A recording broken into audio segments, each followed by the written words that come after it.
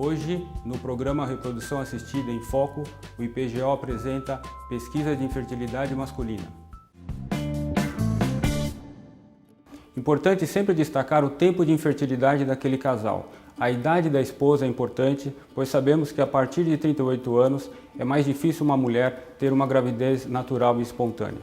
Os fatores masculinos, importante destacar os seus hábitos. Se o paciente é fumante ou não, se faz uso de álcool ou não, uso de drogas, se tem passado de doenças sexualmente transmissíveis e seus hábitos como sedentarismo, se pratica ou não esportes, doenças associadas como diabetes, hipertensão, pacientes com insuficiência renal crônica, são fatores associados que podem interferir na fertilidade daquele homem.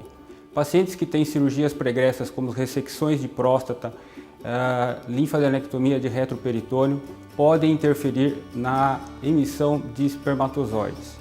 A história familiar desse casal é importante. Sempre pesquisar se na família daquele homem existem casos de infertilidade, irmãos, primos ou pais. Se tem irmãos com filhos, é importante sempre lembrar da microdeleção de cromossomo Y. Se tem passado de parotidite, cachumba, importante também. O segundo tópico importante é a pesquisa dos hábitos sexuais daquele casal. Qual a frequência de relações, se o paciente tem ereção matinal, se ele se masturba, se ele tem libido e se tem dificuldades na relação com sua esposa. Com relação aos exames solicitados, nós sempre vamos iniciar com o espermograma ou análise seminal. Importante destacar que a análise seminal ela não é prova de paternidade e sempre precisaremos ter pelo menos 2 amostras. Nunca vamos nos basear por uma única amostra.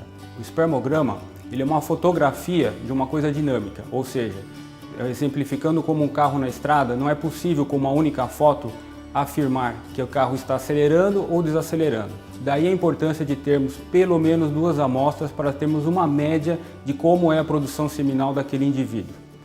Pacientes que têm análise seminal muito alterada, com concentração e motilidade ruins, solicitamos uma prova de capacitação espermática. Todos os homens que têm uma concentração espermática inferior a 10 milhões, solicitamos então a análise clínica com FSH, testosterona, LH e prolactina. Lembrar que o exame mais importante é o FSH. Assim como na mulher, o FSH representa a falência ovariana, no caso do homem, falência testicular. Homens que são portadores de varicocele, e vale aqui lembrar, a varicocele é a primeira causa de infertilidade masculina conhecida. É importante destacar a importância do ultrassom Doppler colorido de testículo para confirmar e, eventualmente, outras informações importantes como tamanho ou nódulos intratesticulares. Pacientes que têm análise seminal com um volume testicular muito pequeno, importante lembrar de fatores obstrutivos. Então, o ultrassom transretal é um exame importante para confirmar presença de cistos ou resquícios embriológicos na presença da área do vero montano.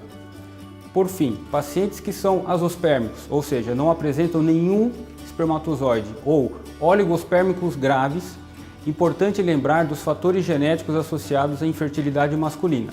Então, solicitarmos os testes genéticos, como o cariótipo de banda larga, a banda G, a microdeleção de cromossomo Y e para aqueles casos que não apresentam deferentes palpáveis, lembrar da fibrose cística, a genesia de deferente, que são 2% das causas masculinas associadas à infertilidade.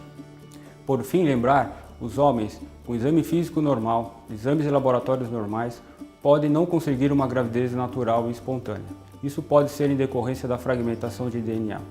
Homens obesos, com uma certa idade, podem ter uma fragmentação mais alta. Nesses casos, lançamos mão do teste de fragmentação de DNA para investigação e, porventura, tratamento com antioxidante.